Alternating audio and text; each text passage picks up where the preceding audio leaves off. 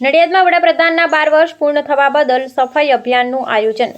નડિયાદ દેસાઈ વગા ખાતે આવેલા સરદાર પટેલ જન્મસ્થાન પર વડાપ્રધાન નરેન્દ્ર મોદીના 12 વર્ષના સુશાસન પૂર્ણ થવા નિમિત્તે નડિયાદ ધારાસભ્ય વિધાનસભાની પંચાયતી રાજ સમિતિના અધ્યક્ષ પંકજભાઈ દેસાઈની ઉપસ્થિતિમાં વિશેષ સફાઈ અભિયાન હાથ ધરવામાં આવ્યું હતું।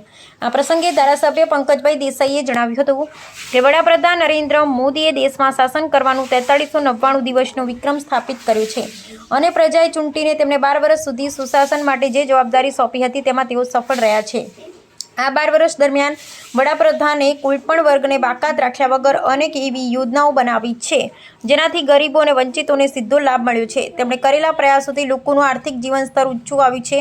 ભારત આજે સમગ્ર વિશ્વમાં એક મહત્વનું સ્થાન ધરાવે છે અને દેશની અર્થવ્યવસ્થા ત્રીજા ક્રમે પહોંચી છે।